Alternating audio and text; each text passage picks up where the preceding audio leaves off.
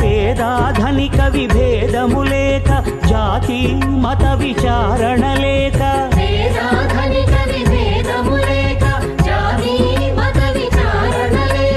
సర్వులు ఒకటై నిర్వహించుటకు సత్యదేవు వ్రతమొక్కటి సాక్షి.